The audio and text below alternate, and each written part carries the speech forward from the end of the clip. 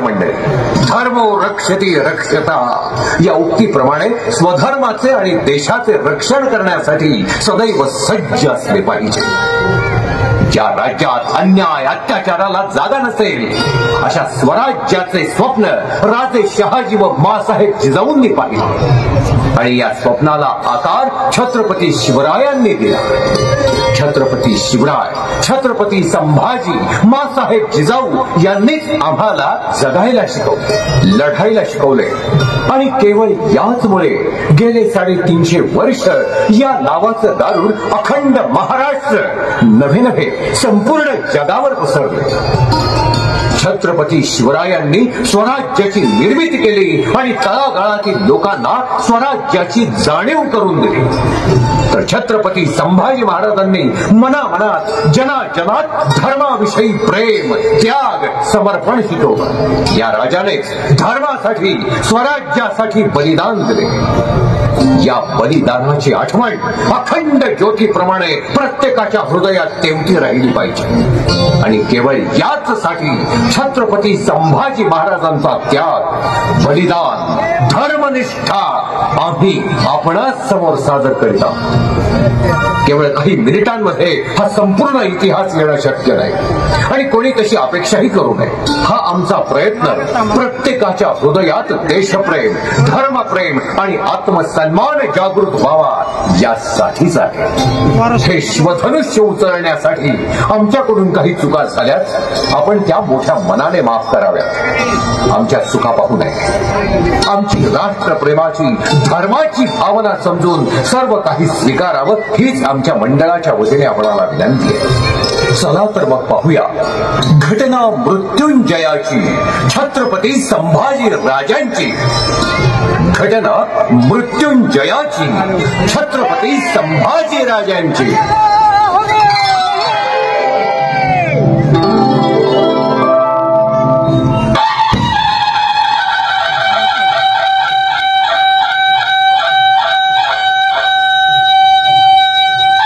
छत्रपती संभाजी म्हणजे निधड्या छातीचा रणझुंजार, प्रखर निष्ठावान स्वराज्यप्रेमी, बुद्धिमान राज्यकर्ता, मृत्यूलाही हरवणारा शिवपुत्र. सईबाई राणी साहेबांच्या पोटी पुरंदर किल्ल्यावर 14 मे 1657 ला संभाजी राजांचा जन्म झाला आणि स्वराज्याला युवराज मिळाले. संभाजी राजांनी शिवराय जिजाऊ महासाहेबांचे आशीर्वाद घेतले आणि हा शिवशाहीचा त्रिशूळ दुश्मनावर फुटला. शत्रूवर वेगवान हल्ला चढवत संभाजी राजांनी हुबळी, धारवाड, रायबागच्या बाजारपेठा मारून प्रचंड लूट मिळवली. साक्षात शिवचैतन्य समोर तांडव करत होतं, शत्रूचा खुर्दा उडत होतं. शंभूराजांनी नवा मुलूक स्वराज्य दौलतीत जोडला. पण एक दिवस मात्र दैवच फिरलं. एक मराठा जिल्ह्यात चाटीत वतनाच्या आशेनं फितूर झाला. त्याचं नाव गणोजी शिर्के. रामखोर, शंभूराजांचा मेहुणा, यशोबाई राणी साहेबांचा भाऊ एका टिचभर वतनासाठी इकला गेला. नात्याच्याच पदरानं स्वराज्याची कदर सोडली. त्या खाटक्यानं मुकर्रब खानाला शंभूराजांचा ठाव ठिकाणा दाखवला. न्यायदानासाठी शंभूराजे संगमेश्वरला आले होते. ज्या वाटेवर सैन्य नव्हतं ती वाट गणोजीनं खानाला दाखवली आणि खानानं डाव साधला. न्यायदानात मग्न असताना मोगलांनी देसाईंच्या वाड्यावर हल्ला केला. शंभूराजांनी कडवी झुंज दिली. पण दैवाचेच फासे उलटे पडले आणि सह्याद्रीचा छावा जेरबंद केला गेला. एखाद्या बुरट्या चोराला कोहिनूर सापडावा तसं खानाचं झालं. मोगलांना विश्वास बसना की खरंच शंभूराजे आपल्या हाती सापडले. राजांना आणि कवी कलशांना हातात बेड्या घालून बहादूरगडावर आणण्यात आलं. मोगल जन्नत नसीब झाल्यासारखे आनंदी झाले. आपली आसमानी फतेह झाली या विचारानं बेहोश झाले. पण त्यांना माहित नव्हतं की सिंहाला कधी ठाणबंद करताच येत नाही. आणि औरंगजेबाला वाटलं आपण संभाला गिरफ्तार केलं, आता आपण सारं काही जिंकलं. पण संभाजीराजे आणि कवी कलशांनी त्याला त्याही परिस्थितीत हरवण्याचा चंग बांधला. मृत्यूलाच मारण्याचं ठाण पुढे बाळगून शंभूराजे आले.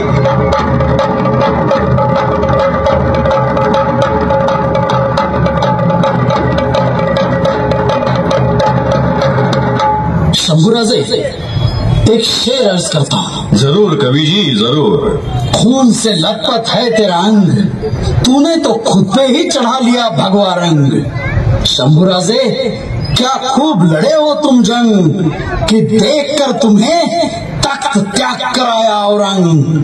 बैठा है सामने घुटने टेक कर।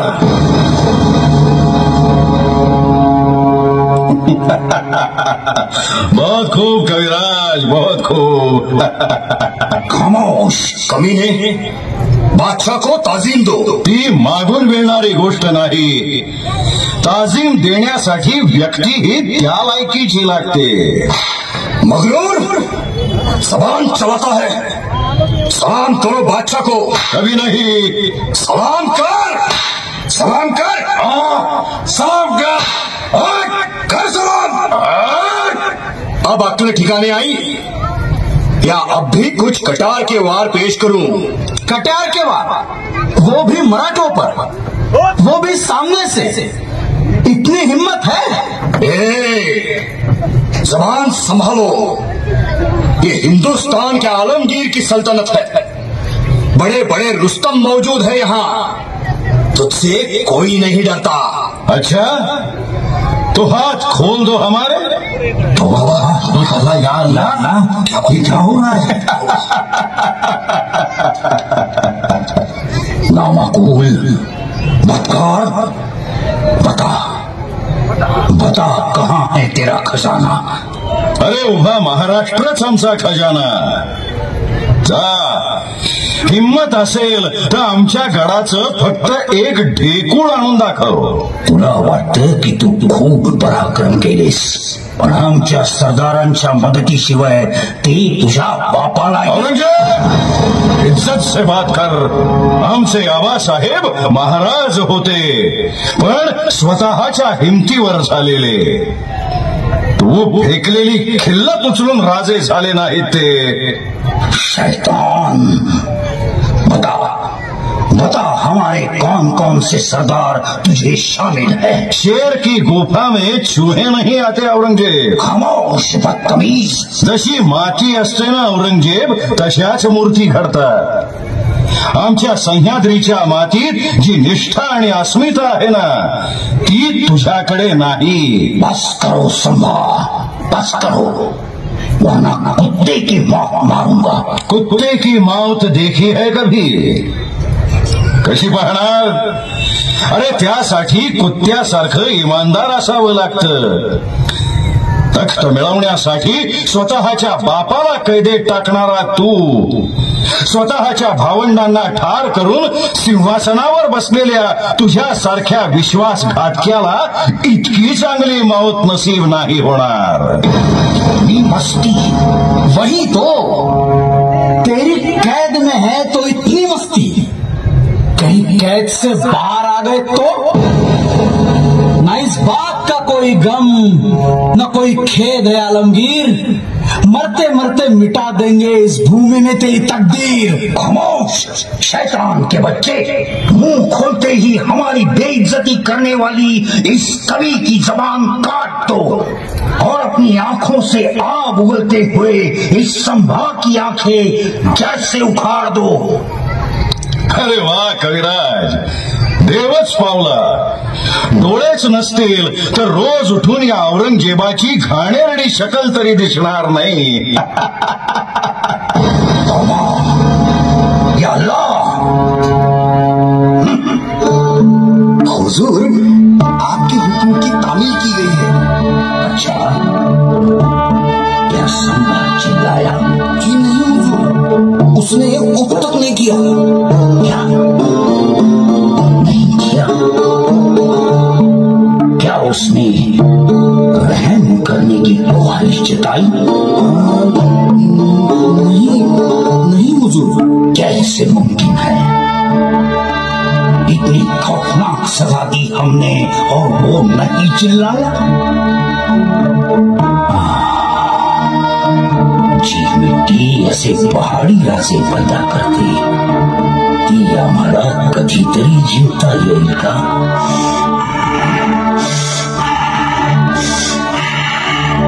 जाओ, कुछ भी करो, उस संभा को जग में देखना चाहते हैं, अपने हाथ जोड़कर हमसे दया की भीख मांगते हुए देखना चाहते हैं। जाओ, उसे मारते रहो, जाओ।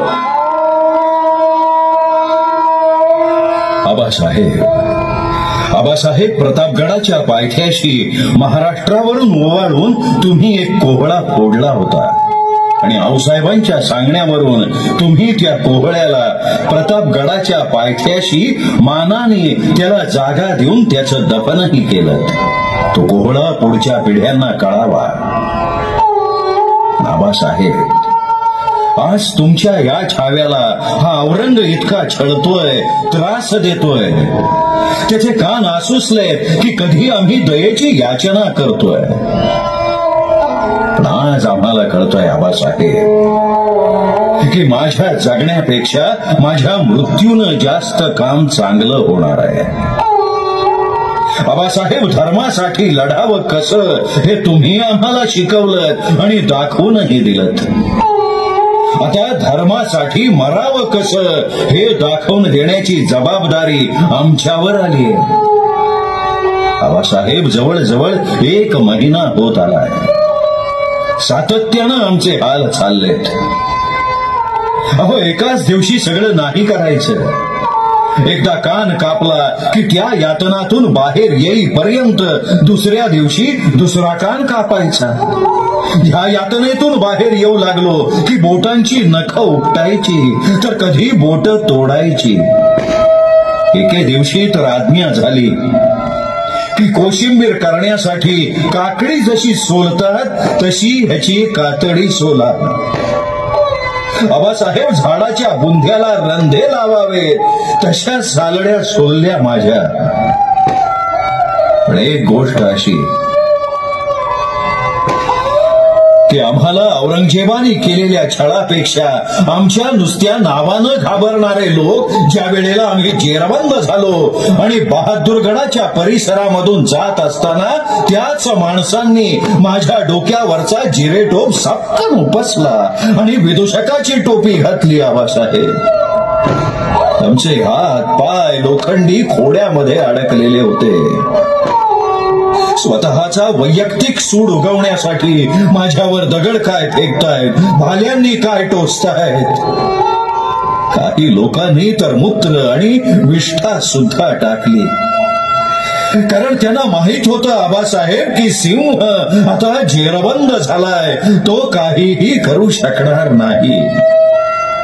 आपल्याच लोकांनी दिलेल्या ह्या त्रासापुढे औरंगजेबाने दिलेला त्रास आम्हाला काहीही वाटला नाही। औरंगजेब कान लावून बसला होता, कधी आम्ही विभळतोय, क्षमेची याचना करतोय, तसं काहीच घडेना। म्हणून त्यांनी पठाणाला पुन्हा आज्ञा दिली की ह्याच्या डोळ्यामध्ये सळई फिरवून ह्याला नवीन दृष्टी द्या। त्याप्रमाणे तो पठाण आला, हातात 2 लाल बुंद निखाऱ्याच्या सळया घेऊन, आणि मला म्हणाला, आंखें बंद करो राजाजी, आंखें तो बंद करो। स्वार्थासाठी फितूर होणाऱ्या लोकांचे डोळे उघडण्यासाठी स्वामी निष्ठांनी डोळे फोडूनच घेतले पाहिजे। डोळे बंद करून काय करू? आता शेवटचं, ह्या माझ्या महाराष्ट्राकडे मी डोळे उघडे ठेवून बघतो आणि माझ्या माणसांकडे सुद्धा। जगदंबा माझ्या या कार्याला यश देईल। आप अपना काम करो असं मी त्या पठाणाला सांगितलं आणि त्यानं त्याचं काम करत असताना आम्ही फक्त जगदंब उदयोस्तु जगदंब एवढंच म्हणत सगळी दुःख देवीच्या चरणावर वाहत राहिलो। आबासाहेब, जगदंब उदयोस्तु जगदंब। नयनं छिन्दन्ति शस्त्राणि नयनं दहति पावकः न चैनं क्लेदयन्त्यापो न शोषयति मारुतः नयनं छिन्दन्ति शस्त्राणि। दीपावकाः न स्वयं